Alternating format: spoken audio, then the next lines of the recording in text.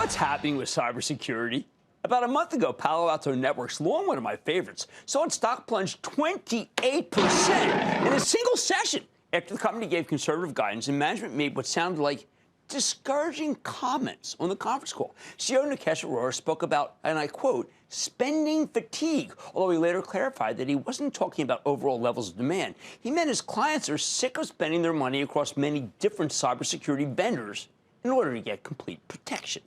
Since then, Palo Alto has been trying to get Wall Street on board with their platformization strategy, where they try to get customers to adopt their own complete soup-to-nuts solutions rather than going with a la carte products. After initially rebounding after the quarter, though, the stock's been heavy this month. We're sticking with it for the Chapel Trust, as we've told the Investing Club. But do not take it from me. Earlier today, we got a chance to check in with Nikesh Arora, the chairman and CEO of Palo Alto Networks. Take a look. Nikesh, last time we spoke, we talked about the platformization. And I like to know, because your industry works pretty fast, what's the customer response? You know, Jim, I know there was a lot of trepidation around platformization. It's fascinating. Everybody else seems to want to now talk about platforms, which is great. I've been very excited about the response I've gotten from our customers. For the first time, I have inbound calls from customers saying, how can I take a bunch of my legacy stuff and move faster towards this notion of platformization? And that, by the way, that's not just because of platformization. I think the hacking activity continues to increase every time you and I speak. Well, that's kind of where I'm going, because I think the hacks are now beginning to affect mainstream America. I was part of there was an unfortunate hack involving the healthcare system. Yes. Somehow they know my data. Someone knows my data. I'm being called several times a day about what happened with me. And what I'm saying is there's got to be millions of people being in my situation. What is going on? It's hitting home.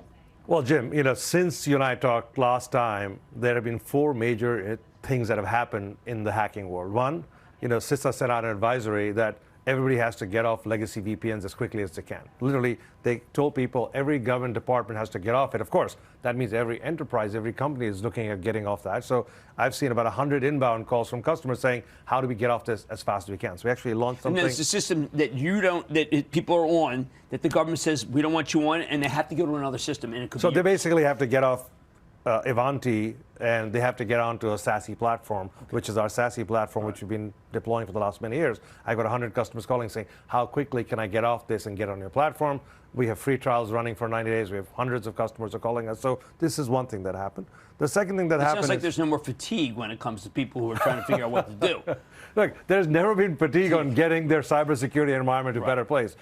There was a challenge about getting maximum value, and that's what we're addressing. So notice I changed from fatigue to maximum value. Yes, you did. I think the better word. Well, the reason I say this because I think there's a crisis that we all didn't see coming, and I think that the bad guys must have gotten some sort of cartel and gotten information and split up this information, because all of us, I mean, anyone who has a spam call in the last 48 hours, it's from someone who knows your healthcare records. Yeah, so look, the second, third, and fourth thing. The second, obviously, we all heard about the Change Healthcare hack, unfortunately. They've publicly stated that Palo Alto is working with them. United Health. United Health, well, Change Healthcare is a subsidiary of United Health, which is where this happened. They brought you in. They did, yes. It's us and Mandiant. We're working together. But what's different is, in the last 4 weeks, we have brought back their systems with their support. We have reconnected the pharmacies. The U.S. healthcare system is back on track. Now, what that is resulting in is... it was down. Yes, it was for a few days, because we had to make sure we cleaned everything, we put it in the right place, make sure the data was up and running, all connections were secure. So we brought it back up and running. What is important is Change Healthcare is going to platformize Palo Alto end-to-end. Right? It feeds back into... So they went with you. A platform. Right. We have things in place. We're working to... I want to make Change Healthcare look like the example of what great looks like. Because we think we all deserve that, especially as it relates to our healthcare industry. There is no risk that can be taken in that regard. So I think the healthcare industry is on alert, making sure that everything gets up to snuff as quickly as possible. And we spoke last, we were concerned that maybe there were trouble closing federal deals. Have the federal deals accelerated? Well, the good news is, you know, as we said, we de-risked that out of our business forecast. So, yes, the federal deals are slowly moving in the right direction. A lot of the Ivanti replacement impacted the federal departments, so which they are coming back to saying how quickly you can get off that. So, look, business is exactly where it should be. Platformization is beginning to take hold. Lots of customers are calling us. Hacks are continuing to rise, unfortunately, like you said. They're mainstream. Right. We're seeing a lot more nation-state activity on a constant basis. So the environment is sort of where it was, and cybersecurity is going to be around for a very long time. Okay, I think the market is big enough for everybody. I do know that competitor, George Kurtz, we both know, does a very good job at CrowdStrike, did say that a global financial service giant replaced your company's Prisma Cloud product in a large seven-figure deal. That was on his conference call. Should I remember what seven figures is? Oh, it's $1 million. Got it. Yes. Okay, and he also mentioned that a major mobile computing company standardized on log scale next-gen SCM away from you. What I'm just wondering is this. People switch companies, right? I am sure that there are people who were with CrowdStrike that switched with you, and you just don't talk about it with me. Well, Jim, I'm going to take the higher ground. I think George runs a good company. CrowdStrike is a great product. I hope one day they become a platform. But for now, what we're seeing is cross-platform deals. I'm focusing on 8-figure and 9-figure deals because that's what's going to make Palo Alto Networks great and the largest cybersecurity company in the world.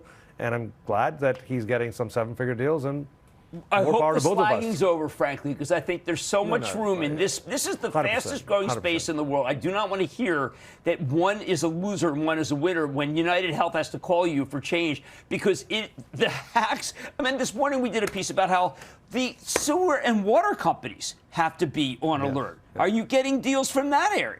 Look, critical infrastructure has always been a weak spot because they have traditionally not been able to invest as much in technology as they should have. And we're busy connecting all of those to the internet. So as you collect old legacy systems of the internet, you need to get cybersecurity up and to a state where those things cannot be interfered with. So I think we are going to see constant upgrades needed in the critical infrastructure, whether it's water, electricity. Soon there's a lot of discussion going to be with AI and power. Like power systems are needed to fund all this wonderful AI data farms that we're going to have in the future. Now, firewall business has been in decline. Now it's a legacy business for you. Can this be given away as part of getting people into platformization, or does it not matter? I think there is a fallacy out there that the firewalls are not going to be needed. It's kind of like when people said we won't need storage at one point in time and we won't need PCs. I think those businesses are just fine. Firewalls will have the same fate in the future. Last quarter, we were the only hardware firewall business that took share in the market and grew positively. So we continue to see low single-digit growth in the hardware business. That's different from what I understood. That is different. Yeah, no, look, firewalls are going to be needed. There is more and more data flowing through the pipes. The more data flows, you need more data inspection. The cheapest form of data inspection is hardware. Many people are moving to the cloud. You need software firewalls. So we're seeing growth both in hardware, lower single-digit growth, and higher growth in software firewalls. Excellent. Last question. We were obviously at Nvidia's conference. A lot of Gen AI. We know that they announced a deal with CrowdStrike. I have to presume you work with Nvidia, right? These are yes. And it's you're not putting out a press release saying you work with Nvidia, but they obviously are partners. When it comes to being partners, you need them.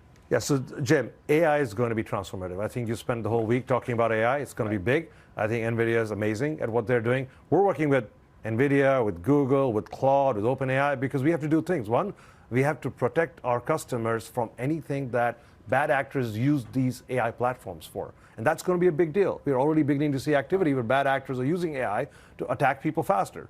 Secondly, we have to make sure we embed AI in our products. So we're working with everyone. We're really excited about it. You will hear a lot more from us. Well, I hope to stay tuned, and I hope that we get to see all the stuff that you got planned for us. I look forward to showing it to you, Jim. Excellent. That's Nikesh Arora, Chairman and CEO, Palo Alto Networks, PANW, and a very large position for the travel trust investing fund. Thank you. Thanks, Jim. When we return, master the markets one stock at a time. The lightning round is up next.